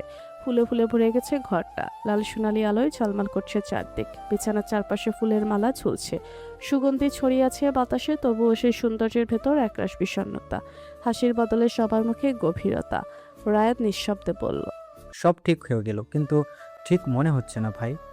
ইলার চোখে সে আগের মতো আলো নেই। মেয়েটা অনেক কষ্ট পাচ্ছে। রাফি ধীরে ধীরে একটা ফুল ঠিক করতে করতে বলল, যা হওয়ার হয়ে গেছে, এখন ওদেরকে শান্তিতে থাকতে দিতে হবে। যতই কষ্ট হোক, এই মুহূর্তে ওর পাশে কেউ না থাকলেও ও ভেঙে পড়বে। আদিব চুপচাপ একটা শ্বাস ফেললো। আরিয়ান ভাইও ভিতরে ভিতরে মরছে, কিন্তু আজ ওর হাতে কিছুই নেই। অন্যদিকে দরজার পাশে দাঁড়িয়ে থাকা হালিমা আর পরি ইলার পাশে বসেছিল। ইলা তার বাবা মার রুমে বসে আছে। মাথা নিচু করে, চোখ লাল, মুখ ফ্যাকাশে, ঠোঁট কাঁপছে। হালিমা ইলার কাঁধে হাত রাখলো। ইলা শোন, যা হওয়ার হয়ে গেছে। এখন তুই চুপ থাক, শান্ত থাক, ঝামেলা করে লাভ নেই। সবাই এখন তোকে দোষ দিচ্ছে, কিন্তু সময় প্রমাণ করবে তুই দোষী না। পরি মৃদুস্বরে যোগ করলো, তুই এখন নিজেকে সামলে রাখ। আরিয়ান ভাই এখন তোর স্বামী, চাইলেও তুই এটা পাল্টাতে পারবি না। ওকে অন্তত একটা সুযোগ দে। ইলা কান্না থামানোর চেষ্টা করে বলল, আমি তো কারো ক্ষতি করিনি কখনো, তাহলে আজ কেন এমন হলো পরি? কেন আমার ভাগ্যে এমন হলো? হালিমা মুখ ফিরিয়ে বলল, সব প্রশ্নের উত্তর এখন হয়তো সময় দিতে পারবে, আপাতত তুই একটু বিশ্রাম নে। অন্যদিকে নিচে ড্রয়িং রুমে বসে আছে রাশেদ তালুকদার। মুখ ভেজা, চোখ লাল, বুক কাঁপছে। তিনি নিজের মেয়েকে হারানোর যন্ত্রণা বুঝতে পারছেন, যেন বিশ্বাস করতে পারছেন না যে এই রাতটা সত্যিই সব স্বপ্নের মতো লাগছে। তিনি মেহরাব খানের দিকে তাকিয়ে ভাঙা গলায় বললেন, তাই আমার মেয়েটা এমন না, বিশ্বাস করেন। আমি ভেবেছিলাম ওর জীবনটা সুন্দর হবে, কিন্তু আজ সব শেষ। আমার মেয়ে কেমন শাস্তি পেল, এমন এক অপরাধের শাস্তি যাও করেনি। মেহরাব খান চুপচাপ বসে আছেন, তার মুখেও ক্লান্তি, কিন্তু ভেতরে ভেতরে অন্য আগুন জ্বলছে। তিনি ধীরে ধীরে বললেন, রাশেদ ভাই, আমি জানি আমার আরিয়ান এমন কিছু করতে পারে না। আমার ছেলে যেমনই হোক, ওর চোখে আমি কোনো অসভ্যতা দেখিনি কখনো। আমি বুঝি ওর ভেতরে কেমন আগুন জ্বলে। আর যা ঘটেছে এটা কোনো সাধারণ কাজ না, কেউ ইচ্ছে করে করছে। রাশেদ চমকে তাকালেন। মানে আপনি কি বলতে চাইছেন, কেউ এই ভিডিওটা ইচ্ছা করে বানিয়েছে? মেহরাব খান মাথা নেড়ে বললেন, ঠিক তাই, কেউ ইচ্ছে করে এই নোংরা খেলাটা খেলছে। আমার আরিয়ান এমন কাজ কখনোই করতে পারে না, আমি তার বাবা হয়ে বলছি। রাশেদের চোখে জল চলে এলো। তিনি কাপা গলায় বললেন, তাহলে এখন আমরা কি করব? আমার মেয়েটাকে সবাই মেনে নেবে তো? লোকজন যা বলছে তাতে আমার মাথা নিচু হয়ে গেছে। মেহরাব খান গভীর নিঃশ্বাস নিলেন। এখন আমাদের একটাই কাজ, সততা প্রমাণ করা। আরিয়ান এখন অনেক কষ্টে আছে, কিন্তু ও হাল ছাড়বে না। আমি জানি আমার ছেলে এখন যা করেছে সেটা আমাদের সবার সম্মান ফেরানোর জন্য। রাত 11টা, সব আলো নিভে গেছে। শুধু ইলার ঘরের দরজার ওপাশে একটা মৃদু হলুদ আলো জ্বলছে। বাইরে দূরে কোথাও কুকুর ডাকছে, আর ঘরের ভেতরে ফুলের গন্ধে ভারী হয়ে আছে বাতাস। রায়াদ আর আদিব চুপচাপ আরিয়ানকে রুম পর্যন্ত এগিয়ে দিল। দুজনের মুখে নিঃশব্দ ক্লান্তি। রায়াদ দরজার কাছে এসে থেমে বলল, ভাই, ওর অবস্থা খুব খারাপ। তুমি চুপচাপ থাকো, ঝগড়া করো না প্লিজ। আরিয়ান হালকা মাথা নেড়ে বলল। বুঝেছি। দরজা বন্ধ হতেই রুমে নিস্তব্ধতা নেমে এলো। ইলা বিছানায় বসে আছে, মাথায় ভারী ঘোমটা, চোখ ফোলা, মুখ শুকিয়ে গেছে কান্নায়। আরিয়ান ধীরে ধীরে এগিয়ে এসে দরজাটা ভেতর থেকে বন্ধ করলো। দুজনে চোখে চোখ পড়তে এক অদ্ভুত অস্বস্তি ছড়িয়ে গেল। আরিয়ান গভীর নিঃশ্বাস ফেলে বলল, আপনি কিছু বলছেন না কেন? ইলা ঠোঁট কামড়ে রাগ চেপে বলল, কি বলবো আমি এই বিয়ে আপনি কেন করলেন? আপনি তো বলেছিলেন এই বিয়ে আপনি করবেন না। আরিয়ান ঠান্ডা গলায় বলল, তাহলে আপনি কেন পালিয়ে গেলেন না? একবারও চেষ্টা করলেন না নিজেকে বাঁচানোর? একবার যদি বলতেন পালাবেন, আমি হেল্প করতাম। ইলার আগে চিৎকার করে উঠে দাঁড়ালো। পালিয়ে যেতাম আমি, তাই না? এমনি আমার মা বাবা সবাই আমারে দোষ দিচ্ছে, কেউ বিশ্বাস করছে না আমি এমন কিছু করিনি। আর পালিয়ে গেলে আমি কোথায় যাব? আরিয়ান হাসলো, তেতো ঠান্ডা হাসি। বিশ্বাস? আপনি যদি সেই আবিরটা না দিতেন তাহলে আজ এই রাতটা দেখতে হতো না। আপনি কেন প্রতিশোধ নিতে গেলেন? আপনি না গেলে তো কিছুই হতো না। আরিয়ান বিরক্ত চোখ নিয়ে বলল, আমি কি জানতাম নাকি যে এই আবির দেয়া নিয়ে এমন কট খেয়ে যেতে হবে? আমি কতবার বললাম আমাদের মাঝে কিচ্ছু নেই, এইসব মিথ্যা, কিন্তু কেউ বিশ্বাস করলো না। ইলা চোখ লাল করে বলল, কট আপনি একা খাননি, আমিও খেয়েছি। সবাই তো চিৎকার করে বলছে আমি নষ্টা, আপনি তো তখন চুপ ছিলেন, কিছু বলেননি। আরিয়ানের মুখ শক্ত হয়ে গেল। চুপ ছিলাম কারণ আমরা কিছুই করিনি, আর আপনি শুধু কান্না করছিলেন, কিন্তু একবারও বলেননি এটা আপনার ডেয়ার ছিল, তাই আপনি রং লাগিয়েছিলেন আমাকে। ইলা চোখ মুছে কাপা গলায় বলল, আপনার কি মনে হয় এটা ডেয়ার ছিল? এটা বললে সবাই বিশ্বাস করেনি তো? আর তাছাড়া আমি ভয় পেয়েছিলাম। আরিয়ান কাছে গিয়ে বলল, আপনি ভয় পেয়েছিলেন, আমি না? আমি এক মুহূর্তে অপরাধী হয়ে গেলাম, আর আমার চোখের সামনে সবাই আমাকে অপরাধী বানিয়ে দিল। ইলা মাথা ঘুরিয়ে বলল, আপনার জন্যই আমার জীবন শেষ হয়ে গেল। আমি আজ এমন এক বিয়েতে বাধা পড়েছি যা আমি চাইনি। আরিয়ান ঠান্ডা কণ্ঠে বলল, আমারও জীবন শেষ হয়ে গেল। আমিও চাইনি আপনার মতো একটা খচ্চর মেয়েকে বিয়ে করতে। আজ শুধু আমি আমার বাবার জন্য এখানে দাঁড়িয়ে আছি। এই বিয়ে না করলে আমার বাবার মান সম্মান শেষ হয়ে যেত। তিনি যে কথা দিয়েছে সেটা রাখতে পারতো না, আমি সেটা হতে দিতে পারিনি। ইলা তিক্ত হেসে বলল, আপনি আপনার বাবার মান সম্মান বাঁচাতে গিয়ে আপনি আমার জীবনটাকেই বন্দি করে দিলেন। আরিয়ান এবার কাছে গিয়ে রাগে বলল, তাহলে আমি চলে যাই এখনই দরজা খুলে। আপনি তখন সবাইকে বলতে পারেন আপনি এই বিয়ে মানেন না আর আমার সাথে থাকতে চান না। সবাই শুনে যদি আপনার কথায় সম্মতি দেয়, আমি তাহলে আপনার জীবন থেকে সরে যাব। হঠাৎ ইলা চুপ হয়ে গেল। চোখে জল এসে থেমে রইল। ঠোঁট কাঁপছে। কিছুক্ষণ পর আসতে বলল, আপনি যাবেন না প্লিজ? আরিয়ান অবাক হয়ে তাকালো। কেন? ইলা ফিসফিস করে বলল, আমার বাবা চায় আমি বিয়ে করে ভালো থাকি। আমার বাবার শেষ চাওয়া আমার কাছে এটা, তাই আমি চেষ্টা করব আপনার সাথে মানিয়ে নেওয়ার। আরিয়ান ধীরে ধীরে ইলার সামনে এসে দাঁড়ালো। তার চোখে ক্লান্তি, তবে একরাশ কোমলতা। ভয় পাবেন না এলা, আমি আপনার কাছে কখনো স্বামীর অধিকার চাইতে আসবো না। আমার লাইফে অন্য কেউ আছে যাকে আমি অনেক ভালোবাসতাম, কিন্তু এখনো ভুলতে পারিনি। এখন আপনি শান্তিতে ঘুমান, আমি সোফাতে ঘুমিয়ে পড়বো। ইলা চোখ নামিয়ে নিঃশব্দে বসে পড়ল। বাইরে ঝড়ের মতো বাতাস বইছে। ভেতরে দুটা মন তোলপাড় করছে। একই ছাদের নিচে দুজন মানুষ। একজন বিশ্বাসের জন্য লড়ছে, অন্যজন ভয় আর অপমানের ভেতর বেঁচে থাকার চেষ্টা করছে। আপনি বেডে ঘুমান, আমি নিচে শুয়ে পড়ছি। সমস্যা নেই, আমি যে কোনো জায়গায় ঘুমাতে অভ্যস্ত। আর আজকে রাতটাই, কালকে আমরা চলে যাব। ইলার বুক কেঁপে উঠল। কালকে চলে যাবে চিরতরে বাড়ি ছেড়ে। এখন থেকে আসবে অতিথিদের মতো। রাতটা লম্বা, ভারী আর নিঃশব্দ। আর সেই নিঃশব্দের ভেতরেই তাদের সম্পর্কের প্রথম ফাটল, আবার প্রথম সেতুও তৈরি হলো। ইলা ফজরের নামাজ শেষ করে সে শান্তভাবে জানালার পাশে বসে আছে। কখন বেলা হয়েছে সেটা খেয়াল নেই। দূরের গাছের পাতাগুলো দুলছে, কিন্তু তার মনে কোনো নড়াচড়া নেই। চোখের নিচে কালো দাগ, ঠোঁটে শুকনো ফাটল, মাথায় ঘোমটা, যদিও আজ আর বিয়ের সাজ নেই। কেবল একটা সাদা সালোয়ার কামিজে ঢাকা এক নিঃশব্দ ক্লান্ত মুখ। দরজায় হালকা টোকা পড়ল। হালিমা ঢুকে বলল, ইলা, নাস্তা রেডি, নিচে সবাই বসেছে। ইলা ধীরে ধীরে উঠল, আয়নায় নিজের দিকে শেষবার তাকালো। মুখে কোনো অভিব্যক্তি নেই, শুধু নিঃশব্দ একটা শূন্যতা। হালিমা আরিয়ানকেও ডেকে নিচে নিয়ে চলে গেল। ডাইনিং টেবিলে বসে আছে সবাই, কিন্তু নিঃশব্দ, কেউ কারো দিকে তাকাচ্ছে না। চায়ের কাপ থেকে ধোঁয়া উঠছে, কিন্তু পরিবেশে ঠান্ডা জমে আছে। মেহরাব খান গম্ভীর গলায় বললেন, বিয়েটা হয়ে গেছে, এখন আর কষ্ট করে লাভ নেই। ওদের সামনে অনেক পথ। আমি চাই সবাই বিয়েটা মেনে নিয়ে ওদের জন্য দোয়া করুক। রাশেদ চুপচাপ মাথা নেড়ে বললেন। হ্যাঁ ভাই, আল্লাহ ওদের ভালো রাখুক। তাদের চোখে অদ্ভুত এক বেদনা। আরিয়ান একবারও ইলার দিকে তাকায়নি, চা নেড়ে নেড়ে নিচু স্বরে বলল। আব্বু, আজ আমাদের ফিরতে হবে। সবাই থমকে গেল। মেহরাব খান বুড়ো কুচকে তাকালেন। রাশেদ তালুকদার, সাবিয়া সবাই অবাক হয়ে তাকিয়ে আছে। আজই কেন? আর কয়টা দিন থেকে যাও। এখন বিয়ের পরের দিন সবাই এমনি অনেক ক্লান্ত, সবাই কিছুটা বিশ্রাম নিক। আরিয়ান ঠান্ডা গলায় বলল। না, সময় নষ্ট করে লাভ নেই। আমার এখানে দম বন্ধ হয়ে আসছে। আজ রাতের ট্রেনে ফিরে যাব। এই প্রথম ইলা মুখ তুলল। চোখে এক মুহূর্তের জন্য ভয় আর কষ্ট চলকে উঠল। ও কিছু বলতে গিয়েও চুপ করে গেল। রাশেদ তালুকদার ভারী কণ্ঠে বললেন, বাবা, অন্তত আজকের দিনটা থেকে যাও না। মেয়েটা তো আমার। আরিয়ান রাশেদ তালুকদারের দিকে তাকিয়ে কড়া গলায় বলল। না, আজ রাতে ফিরতে হবে। তারপর একটু থেমে একরকম জোর করে স্বাভাবিক গলায় বলল, চিন্তা করবেন না, ইলাকে ওর হোস্টেলে নিয়ে রেখে আসবো আমি। ঘরটা এক মুহূর্তে নিস্তব্ধ হয়ে গেল। চায়ের কাপের টুং শব্দটাও ভারী লাগছে। সাবিয়া বেগম হঠাৎ মুখ ঘুরিয়ে ফেললেন। চোখে জমে থাকা জল লুকাতে পারলেন না। বাবা, বিয়েটা যেভাবেই হোক, কিন্তু তুমি আমার মেয়েকে মেনে নাও। নি হোস্টেলে রেখে আসবা, এটা কেমন কথা? রাশেদ ধীরে ধীরে বললেন, তুমি ওরে নিয়ে যাও বাবা, তোমাদের বাড়ি, কিন্তু খেয়াল রাখো, মেয়েটা এখন অনেক ভেঙে গেছে, একা কিছু বুঝতে পারবে না। আরিয়ান মাথা নিচু করে বলল, জি, আমি ওর খেয়াল রাখবো। আমি ওকে অবশ্যই বাড়ি নিয়ে যাব, কিন্তু কিছুদিন পরে। এখন আমার একটা কাজ আছে। হুট করে আব্বু আম্মুর সাথে নতুন বউ গেলে গ্রামের লোকজন অনেক কথা বলবে, সেটা আমি চাই না। কিন্তু সেই কণ্ঠে ছিল না কোনো উষ্ণতা, ছিল শুধু দায়িত্বের ভার। ইলা চুপচাপ নিজের নাস্তার প্লেটটা সরিয়ে রাখলো। চোখের কোণ ভিজে গেছে, কিন্তু সে চুপ। ওর মনে একটাই শব্দ বাজছে, আজই এ বাড়ি ছেড়ে চলে যাচ্ছি। তুই কোথায় যাবি যা।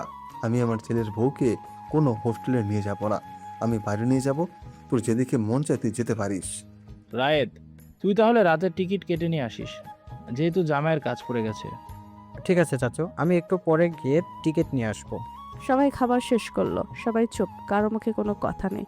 হালিমা আজ চলে যাবে রংপুরে, ওইখানে কিছুদিন থেকে তারপরে ঢাকায় ব্যাক করবে। দুপুর 1টা, ইলা নিজের ঘরে বসে ছোট একটা ব্যাগ গোছাচ্ছে। হালিমা এসে পাশে বসে কাপা গলায় বলল, তুই সত্যি চলে যাচ্ছিস শ্বশুর বাড়ি? ইলা নিচু স্বরে বলল, হ্যাঁ, আমি তো এতদিন এ বাড়ির বোঝা হয়েছিলাম, এখন থেকে এ বাড়িতে অতিথি হয়ে আসবো। হয়তো এখন সবাই খুশি। পরি দরজা এসে চুপচাপ দাঁড়ালো। তার চোখে কান্না, মুখে কোনো শব্দ নেই। শেষে মৃদু স্বরে বলল, এসব কি বলছিস ইলা? তুই তুই কেন বোঝা হবি? সবাই ভুল বুঝেছে, তাই এমনটা করেছে। তুই দেখিস একদিন সব ঠিক হয়ে যাবে। ইলা ওদের দিকে তাকিয়ে হালকা হাসার চেষ্টা করলো। তোমরা দুইজন আমার এখন ভরসা। তোমরা দুইজন ছাড়া আমার আর কেউ নেই। তুই তো চলে যাবি, তাই আমিও এখন বের হব। আবার 2টায় বাস, আমিও বাসায় চলে যাচ্ছি। হালিমা, ইলা, পরি তিনজনকে জড়িয়ে ধরলো। কেউ জানে না কার সাথে আবার কবে দেখা হবে। তিনজনের চোখে জল। হালিমা উঠে বের হলো, পরি আর ইলা পিছন পেছন। হালিমা তালুকদার বাড়ির সবার থেকে বিদায় নিল। যাওয়ার সময় রায়াতকে খুঁজলো মনে মনে, কিন্তু পেল না।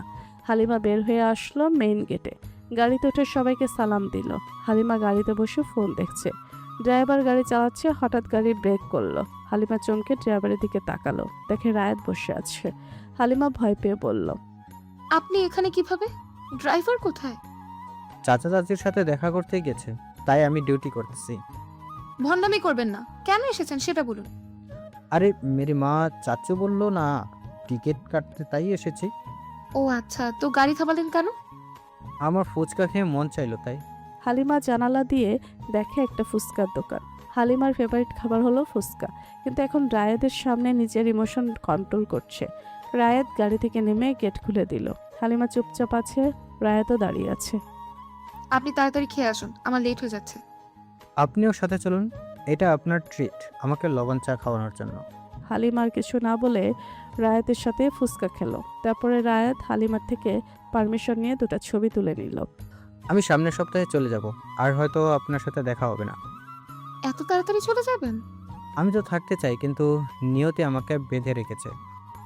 মানে বুঝলাম না। কিছু না, চলুন, আপনার দেরি হয়ে যাচ্ছে। রায়াত গাড়ি স্টার্ট দিয়ে বাস টার্মিনালে নিয়ে গিয়ে বাসে উঠিয়ে দিল।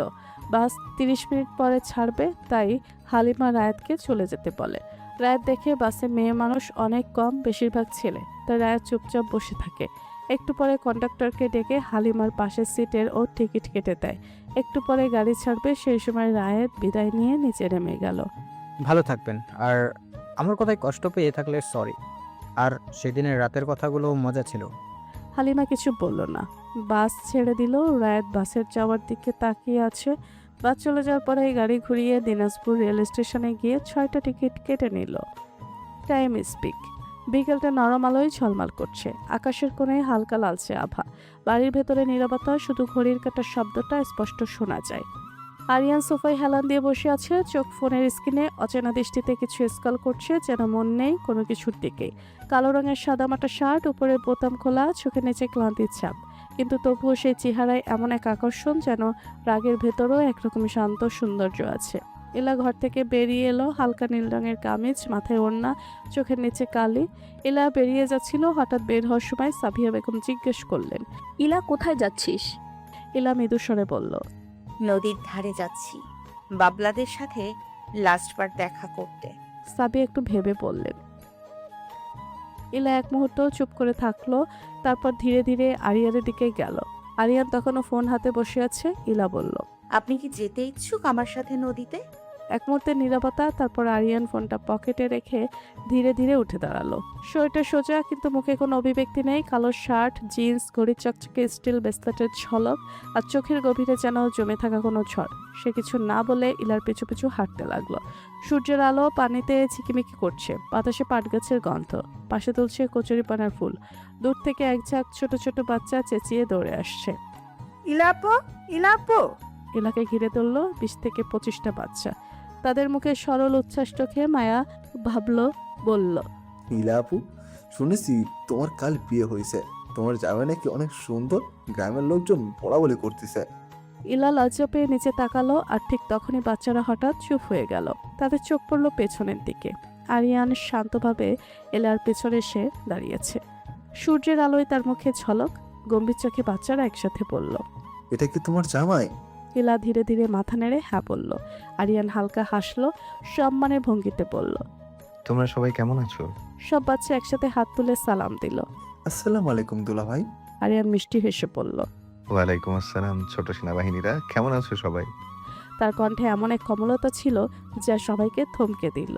সবাই একসাথে বলল, আলহামদুলিল্লাহ, আমরা সবাই অনেক ভালো আছি দুলা ভাই। আরিয়ান তাদের থেকে দুলাভাই ডাক শুনে হেসে দিল, তারপর বলল। তোমরা দাঁড়াও, আমি 5 মিনিটে আসছি।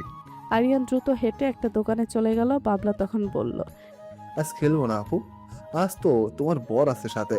ইলা মৃদু হেসে মাথা নাড়ল। না রে বাবলা, আজ খেলবো না। আজ তো আমি শ্বশুর বাড়ি চলে যাব, তাই তোদের সাথে দেখা করতে আসলাম। ইলার কণ্ঠ কাঁপছে, চোখে পানি জমে গেছে। ওর কান্না দেখে বাচ্চারাও চোখ মুছে ফেলছে। মামুনি বলে উঠল, তুমি গেলে আমাদেরকে ভালোবাসবে আপু, আমাদের সাথে কে খেলবে? ইলা ওদের জড়িয়ে ধরে বলল, তোরা আমার অনেক আদরের রে, আমি দূরে থাকলেও তোদের মনে রাখবো। সবাই ইলাকে জড়িয়ে ধরে কান্না করা শুরু করে। বাচ্চারা দেখে বলল, দুলাভাই আসছে, দুলাভাই আসছে। সবাই ঘুরে তাকালো। আরিয়ান ফিরে আসছে নদীর পথ ধরে। তার হাতে এক গোছা চিপস, চকলেট, তার গলায় চিপসের মালা, ছোট ছোট প্যাকেট জোড়া দিয়ে বানানো একদম হাস্যকর অথচ আদরের মালা, যেটা পরে সে যেন এক মুহূর্তে বদলে গেল। গম্ভীর মানুষটা হঠাৎই হয়ে গেল একরকম মিষ্টি হাসির চরিত্র। বাচ্চারা হেসে দৌড়ে গেল নদীর পাশের পুকুরের দিকে। ওরা সেখানে কচুরিপনার ফুল ছিঁড়ে আনলো, গন্ধে মাটির ছোঁয়া। ফুল নিয়ে এসে সবাই এসে আরিয়ানকে ঘিরে ধরলো, এক একজন ফুল বাড়িয়ে বলল, দুলাভাই, আপনি আমাদের ইলাফুকে কখনো কষ্ট দিবেন না। শব্দটা যেন বাতাসে ঝুলে রইল। ইলা ফুল, সব বাচ্চার চোখে জল। আরিয়ান তাকিয়ে রইল সেই দৃশ্যের দিকে। কচুরিপানার ফুল, ইলার ভেজা চোখ, আর নির্দোষ ভালোবাসার সেই দৃশ্য। ধীরে ধীরে আরিয়ান হাঁটু গেড়ে বসে পড়ল ওদের সামনে। সব ফুল একে একে নিজের হাতে নিয়ে বলল, আমি তোমাদের কথা দিলাম, কখনো তোমাদের ইলা ফুলকে কষ্ট দিব না। আরিয়ানের কণ্ঠ ভারী কিন্তু কোমল একটা প্রতিজ্ঞা, একটা দায়, একটা নীরব অনুশোচনা। বাচ্চারা একসাথে তালি দিয়ে উঠল। দুলাভাই বেস্ট। ইলা পাশে দাঁড়িয়ে চুপচাপ দেখছে। হয়তো প্রথমবার তার মুখে একটা আসল হাসি ফুটলো, অতি ক্ষণিকের জন্য হলেও। রাত 10টা, তালুকদার বাড়িতে আজ অদ্ভুত নীরবতা, অথচ চারপাশে মানুষে ভরা, কিন্তু কারো মুখে কোনো শব্দ নেই, শুধু কানে আসে নিঃশব্দ কান্নার আওয়াজ। গেটের সামনে গাড়ি, চারপাশে আলোর ঝলক, কিন্তু আলোয়ও আজ যেন একটা ভারী দুঃখ। ইলার পরনে হালকা ক্রিম কালারের শাড়ি, চোখে কাজল লেগে থাকলো, কান্নায় সব ঝাপসা। ঠোঁট কাঁপছে, হাত কাঁপছে, আর বুকের ভেতরটায় এক অজানা ভয়, নতুন জীবনের অজানা পথের। পরি, রায়েত, সাবিয়া, তাসলিমা বেগম সবাই পাশে দাঁড়িয়ে কাঁদছে। সাবিয়া একবার এগিয়ে এসে ইলার মাথায় হাত রাখলেন। মা রে, রাগ করিস না। আমি যা বলেছি, যা করেছি, সবই রাগে কষ্টে। তুই আমার মেয়ে, আমার বুকের একমাত্র টুকরা। আল্লাহর দোহাই লাগে, শ্বশুর বাড়ি গিয়ে মুখ ভার করে থাকিস না, হাসিস মা। তুই হাসলে বাড়ি সুন্দর লাগে। ইলা কিছু বলতে পারছে না, কেঁদে ফেলল। সাবিয়া বেগম ওকে জড়িয়ে ধরলেন, চুলে চুমু খেয়ে চোখ মুছে দিলেন। পরি এগিয়ে এসে বলল, তুই যা, ভালো থাকিস, ফোনে কথা বলবি। আমি আসবো দেখা করতে খুব তাড়াতাড়ি। তুই কাঁদিস না, নয়তো চাচু ভেঙে পড়বে। ইলা কাপা গলায় বলল,